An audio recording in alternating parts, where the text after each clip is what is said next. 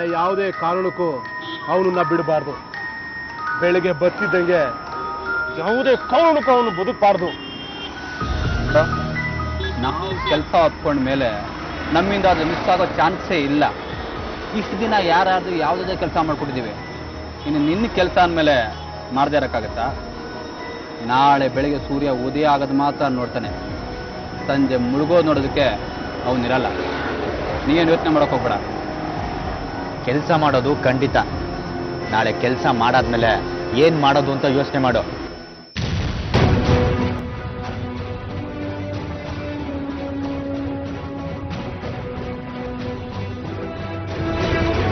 December 29, 2012 ವಿದ್ಯಾಪೀಠ circle, Bengaluru, ಬೆಳಿಗ್ಗೆ 10 ಗಂಟೆ.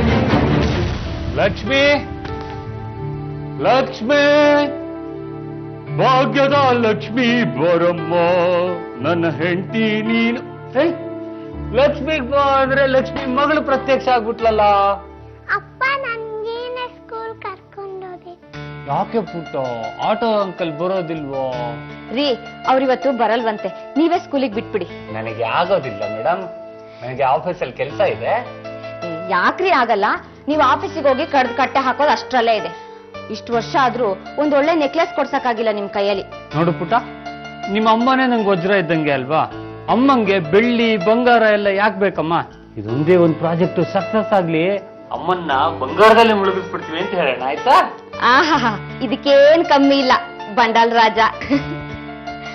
ರೀ, ಯಾಕ್ರಿ ಶೇವ್ ಮಾಡ್ಕೊಂಡಿಲ್ಲ?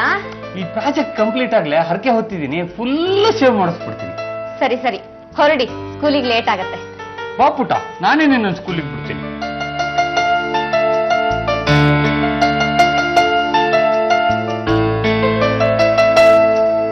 ರೀ, ಹುಷಾರಾಗಿ ಕರ್ಕೊಂಡೋಗಿ. ಆಯ್ತು, ಮಧ್ಯಾಹ್ನ ಮಗುನ ನೀನೇ ಕರ್ಕೊಂಬರ್ತೀಯ ಅಲ್ವಾ ಸ್ಕೂಲಿಂದ? ಸರಿ, ನಾನೇ ಕರ್ಕೊಂಡ್ ಬರ್ತೀನಿ. ಆಮೇಲೆ ಸಂಜೆ ನೀವು ಬೇಗ ಬಂದ್ಬಿಡಿ, ಆಯ್ತಾ? ಆಯ್ತು, ಮಹಾರಾಣಿ ಅವರ ಸೇವೆಗೆ ನಾವು ಸದಾ ಸಿದ್ಧ. ಇದೇನ್ರಿ ರೋಡಲ್ಲೆಲ್ಲ, ಹೊರಡಿ. ಅಮ್ಮಂಗ್ ಟಾಟಾ ಮಾಡೋಕಂದ.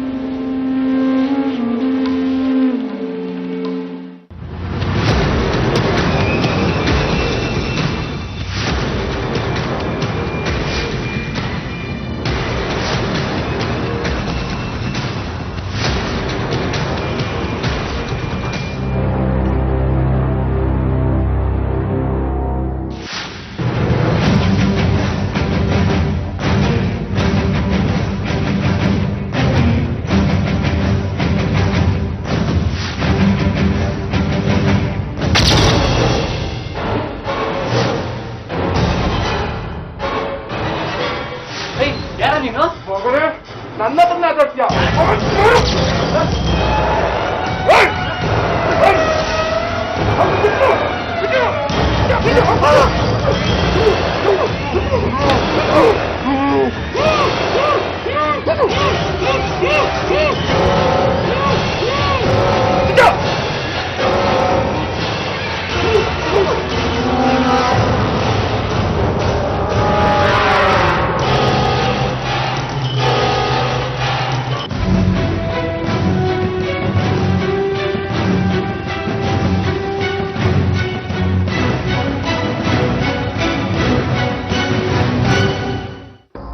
ಬೆಂಗಳೂರಲ್ಲಿ ಒಂದು ಮಾತಿದೆ, ಇಲ್ಲಿ ಎರಡೂ ಪಾದಗಳನ್ನ ಒಂದ್ ಕಡೆ ಇಟ್ಕೊಂಡು ಸುಮ್ಮನೆ ನಿಂತ್ಕೊಂಡಿರ್ತೀನಿ ಅಂತ ಅಂದ್ರು 1000 ಗಟ್ಟಲೆ ಹಣ ಕೊಡಬೇಕಾಗತ್ತೆ. ಇವತ್ತು ಬೆಂಗಳೂರಿನ ಇಂಚಿಂಚು ಜಾಗಕ್ಕೂ ಬಂಗಾರದ ಬೆಲೆ. ಅದಕ್ಕೆ ಇಲ್ಲಿಯ ಗಲ್ಲಿಗಳಲ್ಲೂ ರಿಯಲ್ ಎಸ್ಟೇಟ್ ಅನ್ನೋ ಉದ್ಯಮದ ಕನಸು ಹೊತ್ತ ಕನಸುಗಾರರು ಸಿಗ್ತಾರೆ. ಎಲ್ಲೋ ಬೇರೆ ಊರಿಂದ ಬಂದು ಇಲ್ಲಿ ನೆಲೆ ನಿಂತೋರೋ ಅಥವಾ ಇಲ್ಲೇ ಹುಟ್ಟಿ ಬೆಳೆದು ಒಂದೆರಡು ಸೈಟು ಮನೆ ಮಾಡ್ಕೊಂಡಿರೋರು ಎಲ್ಲರೂ ಹಣ ಸಿಕ್ಕರೆ ಮಾಡೋ ಜಪ ಒಂದೇ, ರಿಯಲ್ ಎಸ್ಟೇಟ್. ಹಾಗೆ ಈ ವ್ಯವಹಾರ ನಿಂತಿರೋದು ರೌಡಿಯಿಸಂ ಅನ್ನೋ ಕೊಚ್ಚೆ ಮೇಲೆ. ಇವತ್ತಿನ ಘಟನೆ ನಡೆದಿದ್ದು ಬೆಂಗಳೂರಿನ ವಿದ್ಯಾಪೀಠ ಸರ್ಕಲ್ ಬಳಿ. ಇಲ್ಲಿ ಸಿಂಚನ ಎಂಟರ್ಪ್ರೈಸಸ್ ಅನ್ನೋ ಸಣ್ಣ ಆಫೀಸ್ ಮಾಡಿಕೊಂಡು ರಿಯಲ್ ಎಸ್ಟೇಟ್ ವ್ಯವಹಾರ ಹಾಗೂ ಬಿಲ್ಡಿಂಗ್ ಪ್ಲಾನ್ಗಳನ್ನ ಮಾಡ್ಕೊಂಡಿದ್ದವನು ಒಂದಿನ ಇದ್ದಕ್ಕಿದ್ದ ಹಾಗೆ ಕೊಲೆಯಾಗಿ ಹೋಗ್ತಾನೆ. ಬೆಂಗಳೂರಿನ ರಿಯಲ್ ಎಸ್ಟೇಟ್ ವ್ಯವಹಾರದಲ್ಲಿ ಇದೆಲ್ಲ ಮಾಮೂಲು ಅಂತ ಪೊಲೀಸರು ಸುಮ್ಮನೆ ಕೂರಲ್ಲ. ಕೊಲೆಯ ಮೂಲ ಹುಡುಕ್ತಾರೆ. ಕೊಲೆ ಯಾಕಾಯ್ತು ಅನ್ನೋದು ಗೊತ್ತಾಗುವ ಅಷ್ಟರಲ್ಲಿ ಒಂದು ರೋಚಕ ಕಥೆ ತೆರ್ಕೊಳ್ಳುತ್ತೆ.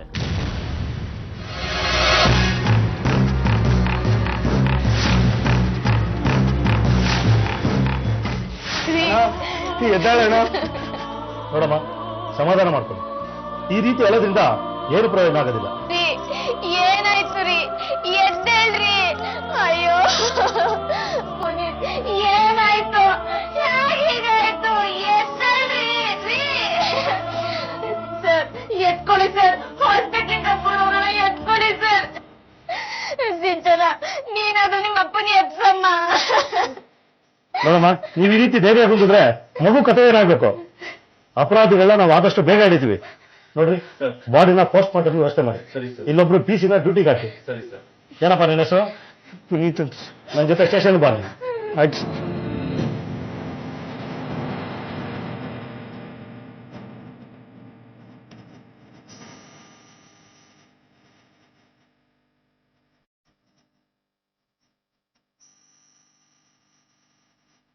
ಸಿಂಚನ ಎಂಟರ್ಪ್ರೈಸಸ್ ಅನ್ನೋ ಸಣ್ಣ ಆಫೀಸ್ನಲ್ಲಿ ಹಾಗಲೇ ರಕ್ತ ಹರಿದು ಹೋಗುತ್ತೆ.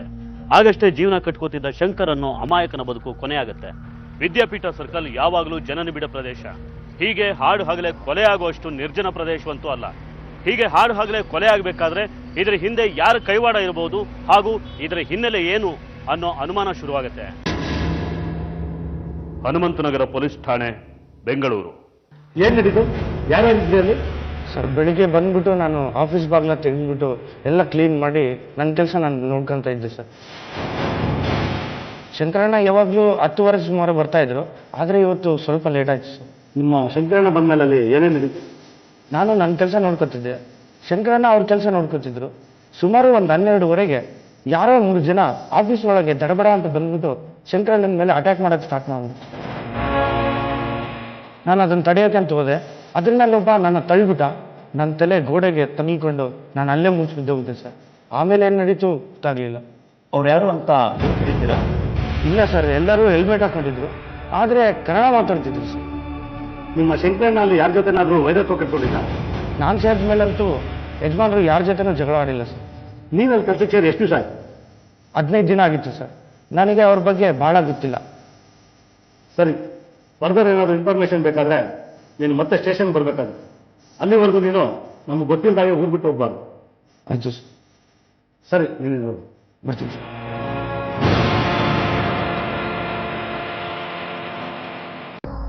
ಹಗಲೇ ಕೊಲೆ ನಡೆದಿದ್ರು ಕೊಲೆಗಾರ ಯಾವುದೇ ಕ್ಲೂ ಬಿಟ್ಟು ಹೋಗಿರೋದಿಲ್ಲ. ಕೊಲೆಯ ಪ್ರತ್ಯಕ್ಷದರ್ಶಿ ಪುನೀತ್ ಆಗಷ್ಟೇ ಕೆಲ್ಸಕ್ಕೆ ಸೇರಿರ್ತಾನೆ. ಶಂಕರ್ ಏನು, ಅವನ ವ್ಯವಹಾರದ ಹಿನ್ನೆಲೆ ಏನು ಅನ್ನೋ ಯಾವ ಮಾಹಿತಿನೂ ಅವನಿಗಿರೋದಿಲ್ಲ. ಇವನಿಂದ ಏನಾದರೂ ಕ್ಲೂ ಸಿಗ್ಬೋದೇನೋ ಅನ್ಕೊಂಡಿದ್ದ ಪೊಲೀಸರಿಗೆ ನಿರಾಶೆ ಆಗುತ್ತೆ. ರಿಯಲ್ ಎಸ್ಟೇಟ್ ಕೊಲೆಗೆ ಇನ್ನೊಂದು ಸೇರ್ಪಡೆ ಅನ್ನೋ ತೀರ್ಮಾನಕ್ಕೆ ಬರೋ ಪೊಲೀಸರು ಶಂಕರನ ಹೆಂಡತಿಯನ್ನು ವಿಚಾರಣೆ ಮಾಡ್ತಾರೆ. ಶಂಕರ ಹೆಂಡತಿ ಹತ್ರ ಏನಾದರೂ ವಿಷಯಗಳನ್ನ ಹೇಳ್ಕೊಂಡಿರ್ಬೋದು ಅನ್ನೋದು ಪೊಲೀಸರ ಯೋಚನೆ ಆಗಿತ್ತು. ನೋಡಿ ಲಕ್ಷ್ಮಿ ಅವರೇ, ನಿಮ್ಮ ಗಂಡನ ಯಾರು ಕೊಲೆ ಮಾಡಿದ್ರು, ಅದ್ರ ಹಿಂದಿನ ಕಾರಣ ಏನು ಅಂತ ನಮ್ಗೆ ಇನ್ನೂ ಕ್ಲೂ ಸಿಕ್ಕಿಲ್ಲ. ನೀವು ನಿಮ್ಮ ಗಂಡನ ಬಗ್ಗೆ ವಿವರವಾಗಿ ಹೇಳಿದ್ರೆ ನಮ್ಗೆಲ್ಲಾದ್ರೂ ಕ್ಲೂ ಸಿಗ್ಬೋದೇನು? ನೋಡಿ ಸರ್, ನನ್ನ ಗಂಡನ ಬಗ್ಗೆ ಗೊತ್ತಿರೋದನ್ನೆಲ್ಲ ನಿಮಗೀಗಾಗಲೇ ಹೇಳಿದ್ದೀನಿ. ನಮ್ಮ ಮದುವೆ ಆಗಿ 5 ವರ್ಷ ಆಯ್ತು. ಒಂದು ದಿನ ಕೂಡ ಜಗಳ ಮಾಡ್ದವ್ರಲ್ಲ. ಅಂಥದ್ರಲ್ಲಿ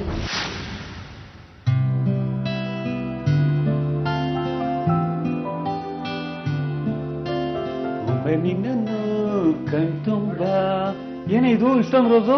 ಯಾರೇ ತಂದು ಕೊಟ್ರು? ಓಹೋ, ಯಾರು ತಂದು ಕೊಟ್ಬಿಡ್ತಾರೆ? ನಾನೇ ತಂದು ಜೋಡಿಸಿದ್ದು. ನನಗೆ ಗುಲಾಬಿ ಹೂ ಅಂದ್ರೆ ಎಷ್ಟಿಷ್ಟ ಅಂತ ಗೊತ್ತಿದ್ರು ಒಂದು ದಿನನೂ ಹೂವ ತಂದು ಕೊಟ್ಟಿಲ್ಲ ನೀವು. ಅಲ್ವೇ, ಮದುವೆ ಆಗಿ 5 ವರ್ಷ ಆಗಿದೆ, ಒಂದು ಮಗು ಕೂಡ ಇದೆ. ಇನ್ನು ಅದೇ ಕಲ್ಪನೆಗಳಲ್ಲೇ ಜೀವನ ನಡೆಸ್ತಿದೀಯಲ್ಲ ನೀನು. ಅಲ್ಲ ರೀ, ನಾವೇನ್ ಮುದ್ಕೆರಾದ್ವಾ? ನೀವಂತೂ ಒಳ್ಳೆ ಅಡುಗುಲ್ ಅಜ್ಜ ಆಡ್ದಂಗೆ ಆಡ್ತೀರಪ್ಪ. ಹೌದು, ನಾನು ಅಡ್ಗೂ ಲಜ್ಜಾಲೆ. ಆದ್ರೆ ಕೆಲವೊಂದ್ಸತಿ ಮಾತ್ರ ನನಗೆ ಈ ರೊಮ್ಯಾಂಟಿಕ್ ಆಗಿ ಮಾತಾಡೋದಕ್ಕೆ, ರೊಮ್ಯಾಂಟಿಕ್ ಆಗಿ ಹಾಡು ಹೇಳೋದಕ್ಕೂ ಕೂಡ ಬರುತ್ತೆ. ನೋಡ, ಈ ಗುಲಾಬಿಯು ನಿನಗಾಗಿ, ಇದು ಚೆಲ್ಲುವ ಪರಿಮಳ ನಿನಗಾಗಿ, ಈ ಹೂವಿನಂದ ಪ್ರೇಯಸಿ. ಇದಕ್ಕೇನ್ ಕಮ್ಮಿ ಇಲ್ಲ.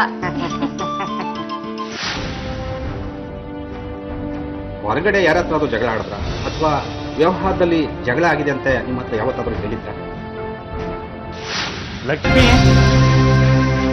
ಲಕ್ಷ್ಮಿ, ಏನೇ ಇದು ಹೀಗ್ ಮಾಡಿದ್ಯಾ? ಅಯ್ಯೋ, ಇದ್ಯಾಕ್ರಿ ತಗೊಂಡ್ರಿ? ನಾನು ಐರನ್ ಮಾಡ್ತಾ ಇದ್ದೆ, ಸಿಂಚನ ಕರೆದ್ಲು ಅಂತ ಹೋದೆ. ಬಂದು ನೋಡೋ ಅಷ್ಟರಲ್ಲಿ ಸುಟ್ಟೋಗ್ಬಿಟ್ಟಿತ್ತು. ಸುಟ್ಟೋಗಿದ್ದನ್ನ ಮನೇಲಿ ಇಟ್ಕೋಬಾರ್ದು, ಬಿಸಾಕ್ಬೇಕು ಕಣ್ರಿ. ಆದ್ರೆ ಇದು ನನ್ ಟಿ ಶರ್ಟ್ ಇದ್ದಾಗ ಕಾಣಿಸ್ತಿಲ್ವಲ್ಲ? ಅಯ್ಯ, ಮತ್ತಿನ್ನೆ ನಂದ? ಇದನ್ನ ಬಿಸಾಕ್ತೀನಿ ಬಿಡಿ.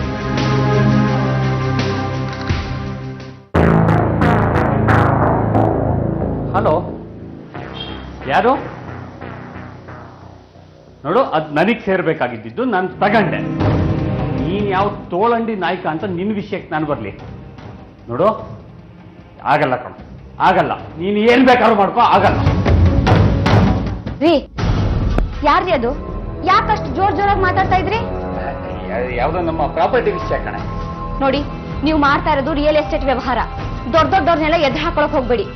ಆಮೇಲೆ ಏನಾದ್ರೂ ಹೆಚ್ಚು ಕಮ್ಮಿ ಆದ್ರೆ ನೀವೇನಾದ್ರೂ ಸ್ವಲ್ಪ ಹುಷಾರಾಗಿರಿ. ಏನು ಆಗಲ್ಲ, ನೀನ್ ತಲೆ ಕೆಡಿಸ್ಬೇಡ.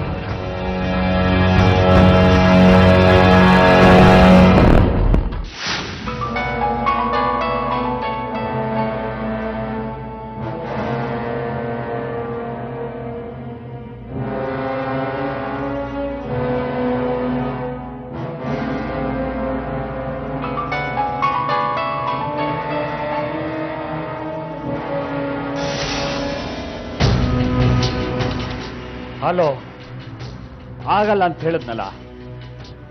ಹೀಗೆ ಮತ್ತೆ ಮತ್ತೆ ನನಗೆ ಡಿಸ್ಟರ್ಬ್ ಮಾಡಬೇಡ.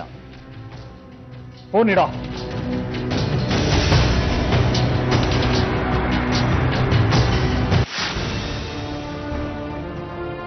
ನನ್ಗೆ ಹೇಳಿದ್ದನ್ನೇ ಹೇಳಿ ಹೇಳಿ ಸಾಕಾಗಿ ಹೋಗಿದೆ ಸರ್. ನನ್ನವರು ನನ್ನನ್ನು ಬಿಟ್ಟೋದ್ರಲ್ಲ ಅನ್ನೋ ಶಾಕಿಂದ ನಾನು ಇನ್ನೂ ಹೊರಗೆ ಬಂದಿಲ್ಲ. ಅಂಥದ್ರಲ್ಲಿ ಪ್ರಶ್ನೆ ಮೇಲೆ ಪ್ರಶ್ನೆ ಮಾಡಿ ಯಾಕೆ ಹಿಂಸೆ ಕೊಡ್ತೀರಾ ಸರ್? ನೋಡಮ್ಮ, ನನ್ನ ಕರ್ತವ್ಯ ನಾನು ಮಾಡ್ತಾ ಇದ್ದೀನಿ. ನಿಮ್ಗೆ ನೋವಾಗುತ್ತೆ ಅಂತ ನನಗೆ ಗೊತ್ತು. ಆದ್ರೆ ಏನ್ ಮಾಡಕ್ಕಾಗತ್ತೆ? ಟೈಮ್ ಕೊಟ್ಟಷ್ಟು ಆರೋಪಿಗೆ ತಪ್ಪಿಸ್ಕೊಳ್ಳೋಕೆ ಟೈಮ್ ಕೊಟ್ಟಂಗಾಗತ್ತೆ. ನಾವು ಒಂದೇ ಒಂದು ಸಣ್ಣ ಕ್ಲೂ ಹುಡುಕ್ತಾ ಇದ್ದೀವಿ. ಸರ್, ನಿಮಗೆ ಇದೊಂದು ಕೇಸ್ ಮಾತ್ರ ಸರ್. ನನಗೆ ನನ್ನ ಬದುಕನ್ನ ಕಿತ್ಕೊಂಡವ್ರನ್ನ ಹುಡ್ಕೋಕೆ ನಾನು ಸಹಾಯ ಮಾಡದೇ ಇರ್ತೀನ ಸರ್. ನನಗೆ ಸುಧಾರಿಸ್ಕೊಳ್ಳೋಕೆ ಸ್ವಲ್ಪ ಟೈಮ್ ಕೊಡಿ ಸರ್. ಆಯ್ತಮ್ಮ, ನಿಮ್ಗೇನಾದ್ರೂ ಅನುಮಾನ ಇದ್ರೆ ಅಥವಾ ಯಾರ ಮೇಲಾದ್ರೂ ಸಂಶಯ ಬಂದ್ರೆ ಇಮಿಡಿಯೇಟ್ ಆಗಿ ಕಾಲ್ ಮಾಡಿ, ನಾನೇನು ಬರ್ತೀನಿ. ಆಯ್ತು ಸರ್.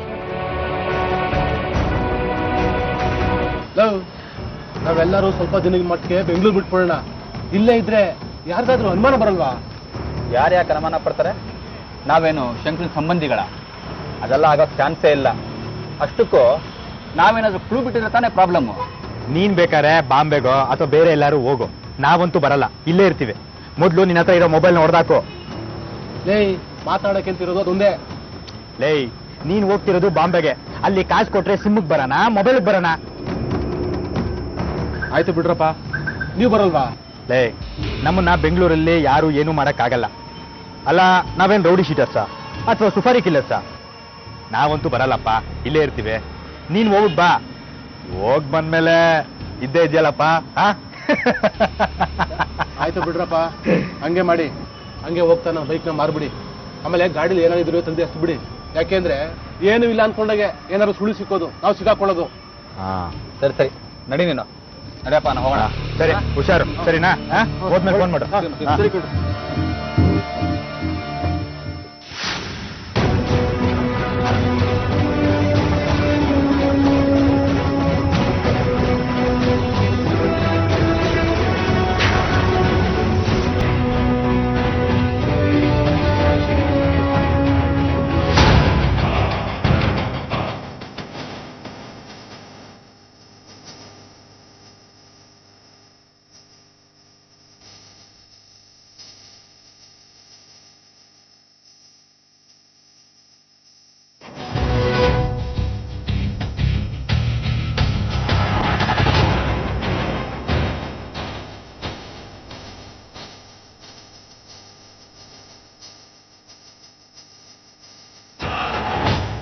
ಕೊಲೆಗಾರರು ಒಂದೊಂದೇ ಸಾಕ್ಷ್ಯಾಧಾರಗಳನ್ನ ನಾಶ ಮಾಡ್ತಾ ಹೋಗ್ತಾರೆ.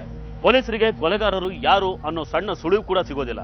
ಯಾಕೆಂದ್ರೆ ಶಂಕರನ್ಗೆ ಯಾರ ಮೇಲೂ ದ್ವೇಷ ಇರಲಿಲ್ಲ ಅಥವಾ ಶಂಕರನ್ ಮೇಲೆ ಯಾರಿಗೂ ದ್ವೇಷ ಇರಲಿಲ್ಲ.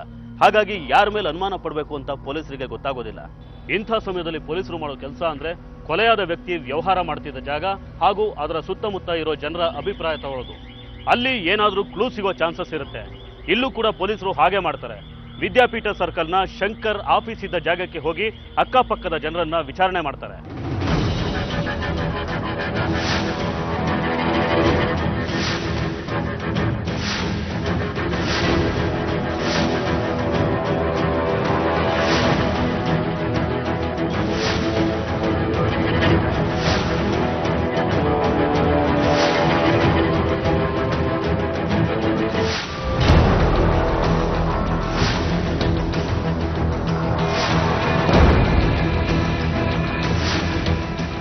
ಯಜಮಾನ್ರೆ, ಇಲ್ಲಿ ಮೊನ್ನೆ ಒಂದು ಕೊಲೆ ಆಯ್ತಲ್ಲ, ಆ ಕೊಲೆ ಮಾಡಿದವ್ರು ನೀವೇನಾದ್ರು ನೋಡಿದ್ರಾ? ನೋಡಿ ಸರ್, 12 ಕಾಲಕ್ಕೆ 3 ಜನ ಹೋದ್ರು ಸರ್, ಬೈಕಲ್ಲಿ ಹೋಯ್ತು. ಓಕೆ.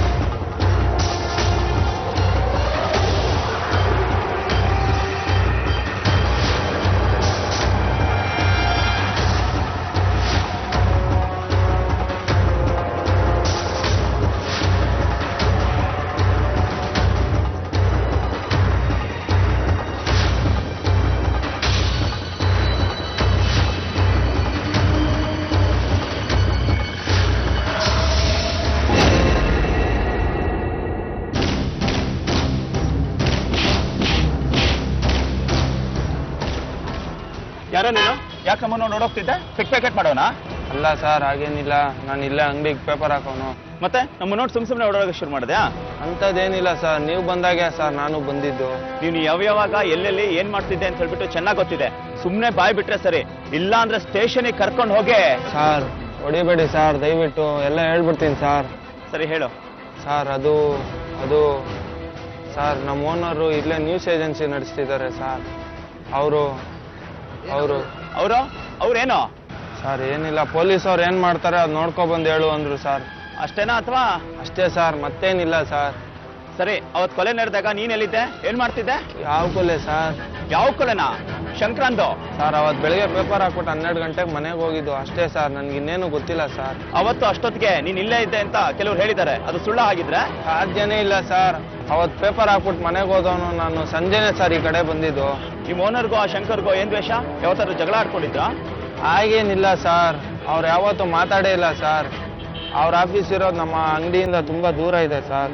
ನಿಮ್ಮ ಓನರ್ ಅಡ್ರೆಸ್ ಗೊತ್ತಾ ನಿನಗೆ? ಗೊತ್ತು ಸರ್. ಸರಿ, ತೋರ್ಸು, ಕರ್ಕೊಳ್ರಿ.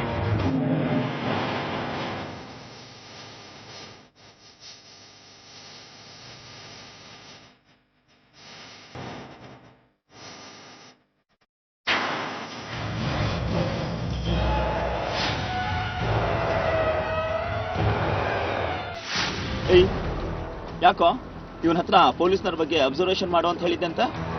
ಯಾರು ಸರ್? ಸರ್ ನಾವೇನು ಹೇಳಿಲ್ಲ ಸರ್. ಸರ್ ಹೊಡಿಬಿಡಿ ಸರ್, ಹೇಳ್ತೀನಿ ಸರ್. ಸರ್ ಆ ಚೆಲುವರಾಜು ಅನ್ನೋರು ಶಂಕರ್ನ ಕೊಲೆ ಮಾಡೋದಕ್ಕೆ ಹೇಳಿದ್ರು ಸರ್. ಏನು? ಚೆಲುವರಾಜು ಕೊಲೆ ಮಾಡಕ್ ಹೇಳಿದ್ನ? ಅವನಿಗೂ ಆ ಶಂಕರ್ಗೂ ಏನ್ ದ್ವೇಷ? ಅದೇನೋ ನಮ್ಗೆ ಗೊತ್ತಿಲ್ಲ ಸರ್. ನಮಗೆ ಕೊಲೆ ಮಾಡಕ್ ಕೇಳಿದ್ರು ನಾವು ಕೊಲೆ ಮಾಡಿದ್ವಿ ಸರ್. ಎಲ್ಲಿದ್ದಾನೀಗ ಅವನು? ಸರ್ ಈಗ ಬಾಂಬೆಲಿದ್ದಾನೆ ಸರ್, ಇಲ್ಲಿಗೆ ಬರ್ಬೋದು ಸರ್. ಸರಿ, ನಿಮ್ಮ ಹತ್ರ ಅವ್ನ ನಂಬರ್ ಇದೆಯಾ? ಇಲ್ಲ ಸರ್. ಸರ್ ಮುಂಬೈಗೆ ಹೋದ್ಮೇಲೆ ಅಲ್ಲಿಂದ ಕಾಲ್ ಮಾಡ್ತೀನಿ ಅಂತ ಹೇಳ್ದ, ಇನ್ನೂ ಮಾಡಿಲ್ಲ ಸರ್.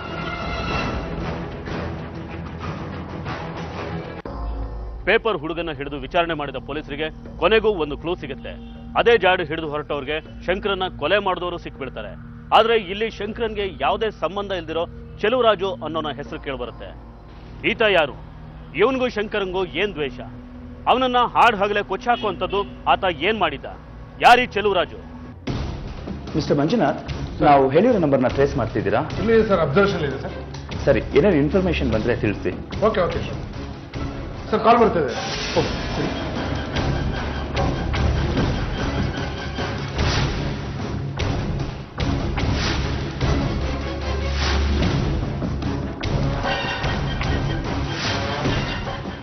ಸರ್ ಕಾಲ್ ಟ್ರೇಸ್ ಆಗಿದೆ ಅಂತ. ಹೌದೇನ್ರಿ? ಸರಿ ನಡ್ರಿ ಹೊರಡೋಣ.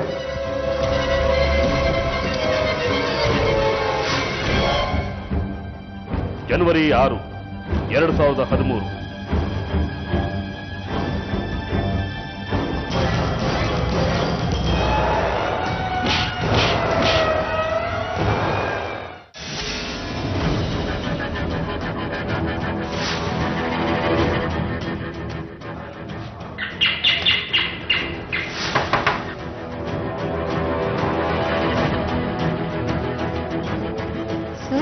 ಲಕ್ಷ್ಮಿ ಅವರೇ, ನೀವು ಸ್ಟೇಷನ್ ಬರಬೇಕಾಗುತ್ತೆ.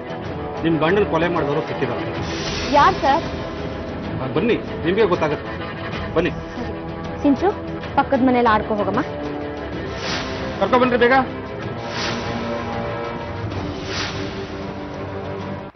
ಕೊಲೆ ಮಾಡಿ ಬೆಂಗಳೂರನ್ನ ಬಿಟ್ಟು ಹೋಗಿದ್ದ ಚೆಲುವರಾಜು ವಾಪಸ್ ಬೆಂಗಳೂರಿಗೆ ಬರೋ ವಿಷಯ ತಿಳಿದ ಪೊಲೀಸರು ಅವನನ್ನ ಬಂಧಿಸ್ತಾರೆ. ಯಾವ ಸುಳುವನ್ನ ಬಿಟ್ಟು ಹೋಗದ ಚೆಲುವರಾಜು ತಾನು ಹೀಗೆ ಸಿಕ್ಕಿಬಿಡ್ತೇನೆ ಅಂತ ಕನ್ಸಲ್ಲೂ ಅನ್ಕೊಂಡಿರಲಿಲ್ಲ. ಚೆಲುವರಾಜು ಈ ರೀತಿ ಕೊಲೆ ಮಾಡೋದಕ್ಕೆ ಕಾರಣ ಏನು? ಚೆಲುವರಾಜುನ ವಿಚಾರಣೆಗೆ ಒಳಪಡಿಸಿದಾಗ ಯಾರು ಊಹೆ ಮಾಡ್ಕೊಳ್ಳೋಕ್ಕೂ ಆಗದೆ ಇರೋಂಥ ಒಂದು ಕತೆ ಈ ಕೊಲೆ ಹಿಂದೆ ಇದೆ ಅನ್ನೋದು ಗೊತ್ತಾಗುತ್ತೆ. ಸರ್, ನನ್ನ ಗಂಡನ ಕೊಲೆ ಮಾಡಿದವರು ಸಿಕ್ಕಿದ್ರು ಅಂತ ಹೇಳಿದ್ರಲ್ಲ, ಯಾರು ಸರ್ ಅವರು? ಹೇಳ್ತೀನಿ. ಚೆಲುವರಾಜನ ಏನಾಗ್ಬೇಕು ನಿಮಗೆ? ಚೆಲುವರಾಜುನ ನನಗೊಂದು ದೂರದ ಸಂಬಂಧಿ ಸರ್.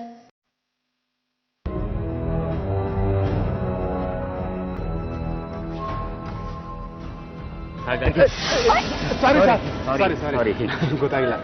ಮಾಡ್ತೀನಿ. ಹೇ ಚೆಲುವ, ನೀನೇನ್ ಇಲ್ಲಿ? ಲಕ್ಷ್ಮಿ, ನೀವು ಇಲ್ಲಿ?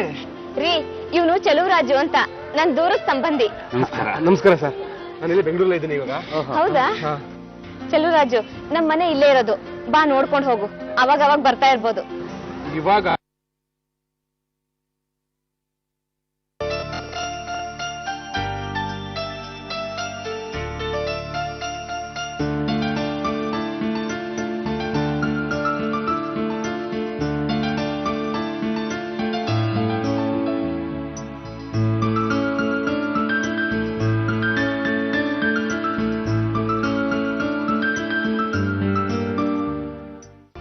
ನನ್ ಗಂಡ ಕೊಲೆ ಆಗೋಕ್ಕೆ ಮುಂಚೆ 10 ದಿನದಿಂದ ಅವ್ನು ನಮ್ಮ ಮನೆಗೆ ಬಂದೇ ಇಲ್ಲ ಸರ್. ಈಗ ಅವನ ವಿಷಯ ಯಾಕೆ ಸರ್? ಈಗ ಒಂದು ವಿಷಯ ಬೇಕಾಗಿದೆ. ಕರೀರಿ ಅವನ್ನ. ಸಿದ್ದಯ್ಯ, ಚೆಲುವರಾಜ್ ಕರ್ಕೊಂಡ್ಬನ್ರಿ. ಇವನೇನಾ ನಿಮ್ ಚೆಲುವರಾಜ್? ಹೌದು ಸರ್. ಆದ್ರೆ ಅವನಿಲ್ಲಿ. ನೋಡಮ್ಮ, ಆದ್ರೆ ಗೀದ್ರೆ ಅದೆಲ್ಲ ಬೇಡ. ನಿಜ ಏನು ಅಂತ ಬಾಯ್ಬಿಟ್ಬಿಡು. ಇಲ್ಲ ಅಂದ್ರೆ ನಮ್ಮ ಪೊಲೀಸ್ ದಾಟಿನಲ್ಲಿ ನೀನು ಬಾಯ್ಬಿಡ್ಸ್ಬೇಕಾಗುತ್ತೆ. ಹೇಳ್ತೀನಿ ಸರ್. ಚೆಲುವರಾಜ್ಗೂ ನನಗೂ 10 ವರ್ಷದಿಂದ ಪರಿಚಯ. ನಾನು PUC ಓದುವಾಗ ಕಂಪ್ಯೂಟರ್ ಕ್ಲಾಸ್ನಲ್ಲಿ ಪರಿಚಯ ಆದ.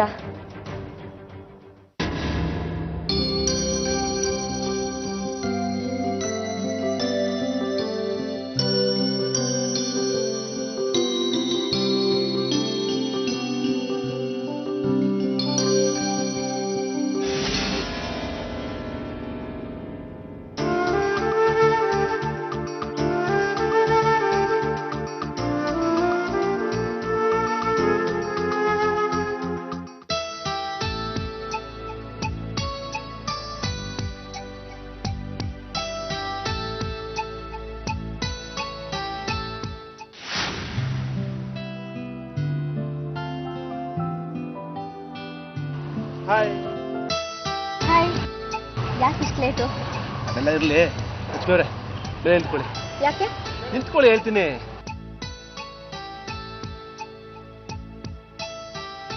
I love you.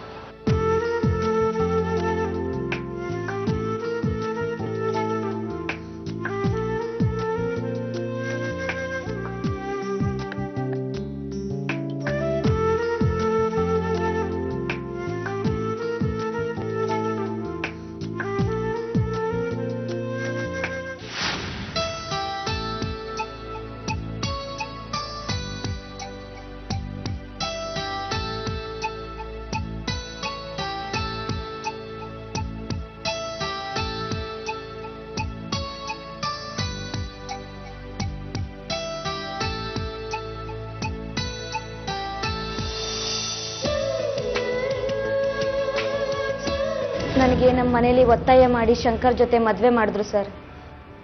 ಅವ್ರ ಜೊತೆ ಮದುವೆ ಆದ್ಮೇಲೆ ನಾನು ಖುಷಿಯಾಗೇ ಇದ್ದೆ.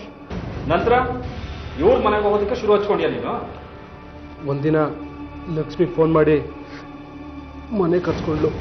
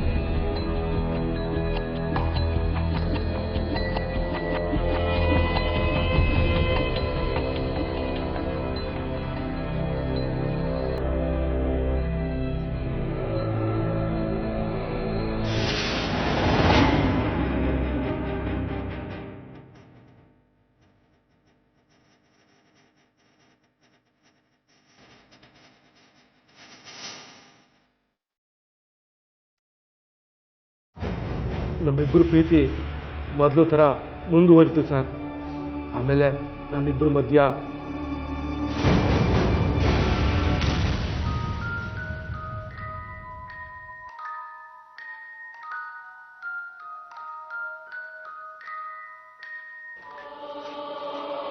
ಹೋ ನೀನಾ? ಬಾರ ಒಳಗೆ.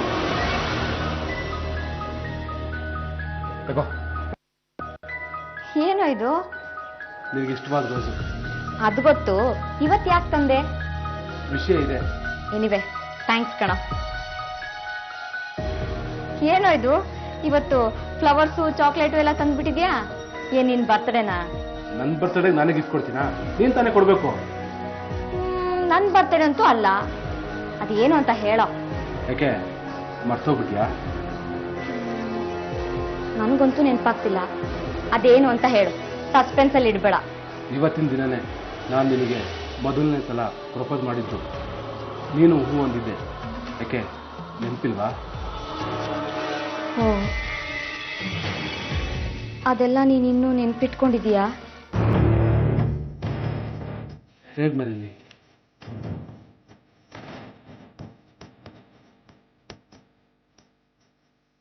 ಯಾಕೆ ಇಷ್ಟ ಇಲ್ವಾ? ಏನಿಲ್ಲ ಬಿಡು. ಸರಿ ಸರಿ, ಒಂದೋಟ ನೀರು ಕೊಡು. ಸರಿ ಕೂತ್ಕೋ. ಹತ್ತು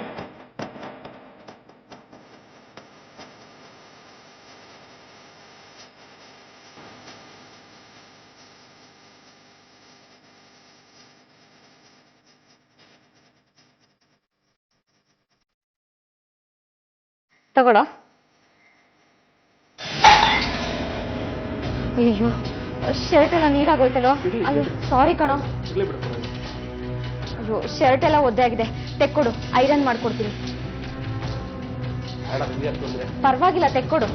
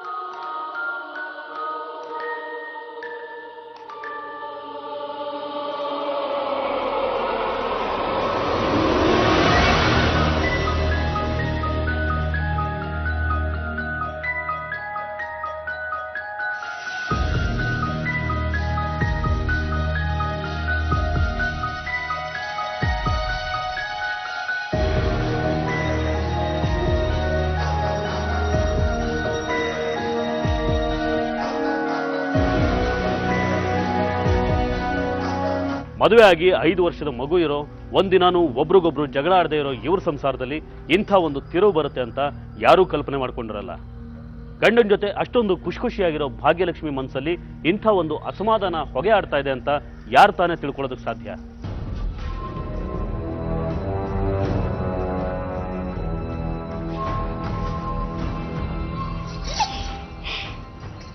ಯಾಕ್ರಿ 2 ದಿನದಿಂದ ಬಂದೇ ಇಲ್ಲ? ಸ್ವಲ್ಪ ಕೆಲಸ ಇತ್ತು, ಅದಕ್ಕೆ ಬರೋಕ್ಕಾಗಲಿಲ್ಲ. ಹೌದಾ? ನಾನು ಹುಟ್ಟಿರೋ ಸೀರೆ ಚೆನ್ನಾಗಿದೆಯಾ? ಅದೇನು ರೇಷ್ಮೆ ಸೀರೆ ಉಟ್ಕೊಂಡ್ಬಿಟ್ಟಿದೀಯ ಇವತ್ತು? ಚೆಲ್ವಾ, ನಿನಗೆ ನನ್ನ ಮೇಲೆ ನಿಜವಾಗ್ಲೂ ಪ್ರೀತಿ ಇದೆಯಾ? ಅದ್ಯಾಕೆ ಹಾಕಿ ಕೇಳ್ತಿದ್ಯಾ? ಏನೂ ಇಲ್ಲ, ನನಗೆ ಶಂಕರ್ ಜೊತೆ ಇರೋಕ್ಕೆ ಇಷ್ಟ ಆಗ್ತಿಲ್ಲ. ನನಗೆ ನೀನ್ ಬೇಕು. ಶಂಕರ್ ಕಟ್ಟಿರೋ ಈ ತಾಳಿ ನನಗೆ ಬೇಡ. ಆಯ್ತು, ಒಳ್ಳೆ ಹುಚ್ಚಿ ಆಡ್ದಂಗೆ ಆಡ್ಬೇಡ, ಸ್ವಲ್ಪ ಸಮಾಧಾನವಾಗಿರು. ನನಗೆ ಸಮಾಧಾನ ಇಲ್ಲ, ನನಗೆ ಈ ತಾಳಿ ಬೇಡ ಅಷ್ಟೇ. ಸ್ವಲ್ಪ ಇಲ್ಲೇ ಇರು, ಬರ್ತೀನಿ.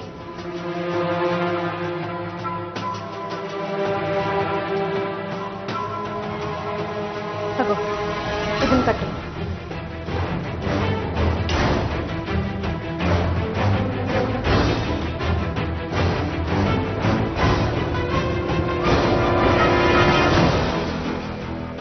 ಚೆಲ್ವಾ, ಆದಷ್ಟು ಬೇಗ ನಾನು ಇಲ್ಲಿಂದ ಕರ್ಕೊಂಡು ಹೋಗು. ಆಮೇಲೆ ಏನಾಯ್ತು? ಶಂಕರ್ ಯಾಕೆ ಕೊಲೆ ಮಾಡಿದೆ? ಒಂದಿನ ನಾನು ಲಕ್ಷ್ಮಿ ಜೊತೆಲಿದ್ದಾಗ ಶಂಕರ್ ನೋಡಿ ಜಗಳ ಮಾಡ್ದ ಸರ್.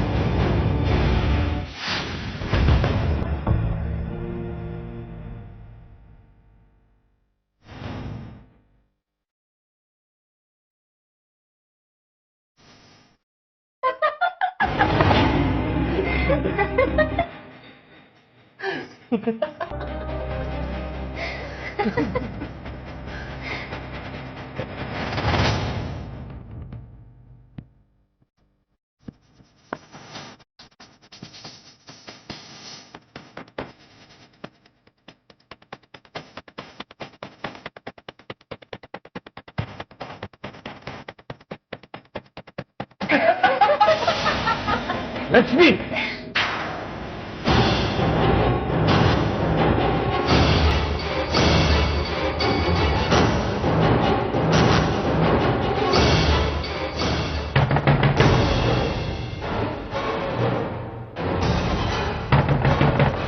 ಲಕ್ಷ್ಮಿ,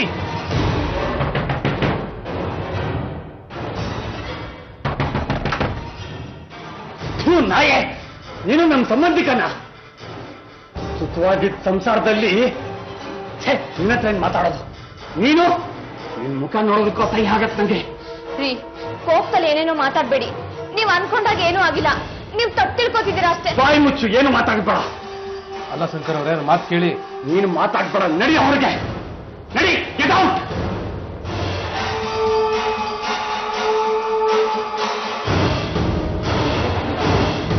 ತನ್ನನ್ನ ತುಂಬಾ ಪ್ರೀತಿಸೋ ಹೆಂಡತಿ ಸಿಕ್ಕಿದಾಳೆ, ಮುದ್ದಾದ ಮಗು ಇದೆ, ಇನ್ನೇನು ಬೇಕು ಜೀವನದಲ್ಲಿ ಅಂತ ತುಂಬಾ ಖುಷಿಲಿದ್ದ ಶಂಕರನಿಗೆ ತನ್ನ ಹೆಂಡತಿಯ ಅಮಾಯಕತೆಯ ಹಿಂದೆ ಇಂಥ ಒಂದು ದುಷ್ಟತರ ಇದೆ ಅಂತ ಗೊತ್ತಾದಾಗ ಕುಸಿದು ಹೋಗ್ತಾನೆ. ತಾನು ಪ್ರೀತಿಸೋ ಹೆಂಡತಿ ತನ್ನ ಕಣ್ಣೆದ್ರೆ ಇನ್ನೊಬ್ಬನ ಜೊತೆ ಸಿಕ್ಕಿಬಿದ್ರೆ ಯಾವ ಗಂಡಸ್ತಾನೆ ಸುಮ್ಮನಿರ್ತಾನೆ? ಆವತ್ತಾಗಿದ್ದು ಅದೇ. ಭಾಗ್ಯಲಕ್ಷ್ಮಿ ಜೊತೆ ಚೆಲುವರಾಜು ಇದ್ದಿದ್ದನ್ನ ನೋಡಿ ಶಂಕರ್ ತಾಳ್ಮೆಗೆಟ್ಟು ಕೂಗಾಡ್ತಾನೆ. ಹೆಂಡತಿಯ ಮನೆಯವ್ರಿಗೆಲ್ಲ ವಿಷಯ ತಿಳಿಸೋದಾಗಿ ಹೇಳ್ತಾನೆ. ಹೀಗೆ ಒಂದು ಅನೈತಿಕ ಸಂಬಂಧದ ಸುಳಿಗೆ ಸಿಕ್ಕಿರೋ ಹೆಣ್ಣು ಏನ್ ಮಾಡೋದಕ್ಕೂ ಹೇಸೋದಿಲ್ಲ ಅನ್ನೋದಕ್ಕೆ ಭಾಗ್ಯಲಕ್ಷ್ಮಿ ಉದಾಹರಣೆ ಆಗ್ಬಿಡ್ತಾಳೆ. ಇಷ್ಟೆಲ್ಲ ಘಟನೆ ಆದ್ಮೇಲೆ ಲಕ್ಷ್ಮಿಗೆ ಶಂಕರ್ ಹಿಂಸೆ ಕೊಡಕ್ ಶುರು ಮಾಡ್ದ. ಲಕ್ಷ್ಮಿ ಒಂದಿನ ಫೋನ್ ಮಾಡಿ ಅವನು ನಾ ಮುಗಿಸ್ಬಿಡೋದು. ಹಲೋ ಚೆಲ್ವಾ, ಇನ್ನು ಎಷ್ಟು ದಿನ ಅಂತ ಹೀಗೆ ಇರೋದು?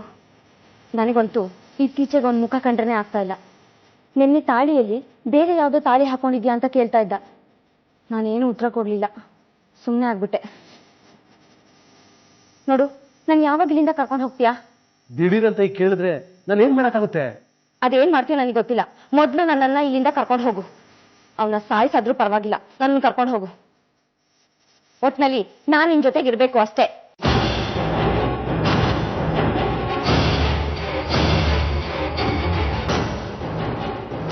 ಯಾರ ನೀನು? ನನ್ನ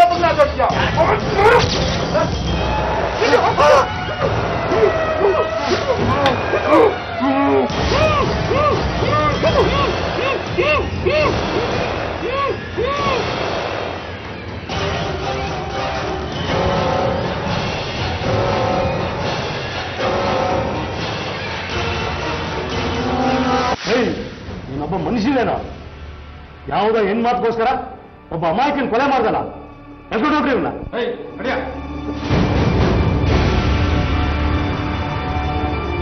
ಸಾಫ್ಟ್ವೇರ್ ಇಂಜಿನಿಯರ್ ಗಂಡನನ್ನೇ ಕೊಲಿಸಿದ ಶುಭ ಪ್ರಕರಣದ ಕಾವು ಮಾಸೋ ಮುನ್ನನೇ ಇನ್ನೊಂದು ಅದೇ ರೀತಿ ಕಥೆಗೆ ಬೆಂಗಳೂರು ಸಾಕ್ಷಿಯಾಗುತ್ತೆ. ರಿಯಲ್ ಎಸ್ಟೇಟ್ ಕೊಲೆ ಅಂತಾನೆ ಮಾಧ್ಯಮಗಳಲ್ಲಿ ಬಿಂಬಿತವಾಗಿದ್ದ ಈ ಪ್ರಕರಣ ಕೊನೆಗೆ ಹೆಂಡತಿಯ ಪಿತೂರಿಯಿಂದ ನಡೆದದ್ದು ಅನ್ನೋದು ಗೊತ್ತಾಗುತ್ತೆ. ಆರೋಪಿಗಳನ್ನ ಕೊಲೆ ಪ್ರಕರಣದ ಮೇಲೆ ಜೈಲಿಗೆ ಹಾಕಲಾಗುತ್ತೆ. ಪ್ರೀತಿ ಅನ್ನೋದು ಮನುಷ್ಯನ್ನ ಬೆಸೆಯೋ ಭಾವನೆ. ಕೆಲವೇ ನಿಮಿಷಗಳ ದೈಹಿಕ ವಾಂಛೆಗೆ ಬಲಿಯಾದ ಸಂಬಂಧಗಳಲ್ಲಿ ಮಾತ್ರ ಈ ರೀತಿಯ ಘಟನೆಗಳು, ಈ ರೀತಿಯ ನಿರ್ಧಾರಗಳು ನಡೆಯೋದು. ಮಾತಿನಲ್ಲಿ ಅಥವಾ ಪರಸ್ಪರ ಚರ್ಚೆಯಲ್ಲಿ ಬಗೆಹರಿಸಿಕೊಳ್ಳೋದಕ್ಕೆ ಸಾಕಷ್ಟು ದಾರಿಗಳಿರಬೇಕಾದ್ರೆ ಈ ರೀತಿ ಕೊಲೆ ಹೊಡೆದಾಟಗಳಲ್ಲಿ ಅಂತ್ಯ ಕಾಣೋದು ಎಷ್ಟು ಸರಿ? ಮನುಷ್ಯ ನಾಗರಿಕನಾಗ್ತಾ ಹೋದಂತೆ ಈ ರೀತಿಯ ಘಟನೆಗಳು ಹೆಚ್ಚಾಗ್ತಾ ಇರೋದು ವಿಪರ್ಯಾಸ ಅಂತ ಹೇಳ್ತಾ ಇವತ್ತಿನ ಸಂಚಿಕೆನ ಇಲ್ಲಿಗೆ ಮುಗಿಸ್ತಾ ಇದ್ದೀವಿ. ಮುಂದಿನ ಸಂಚಿಕೆಯಲ್ಲಿ ಮತ್ತೊಂದು ವಿಭಿನ್ನ ಕುತೂಹಲಕಾರಿ ಸತ್ಯಕಥೆಯೊಂದಿಗೆ ಮತ್ತೆ ಮುಂದೆ ಬರ್ತೀವಿ. ನಾವು ಕಥೆ ಹೇಳ್ತೀವಿ, ನೀವೆಚ್ಚರವಾಗಿರಿ.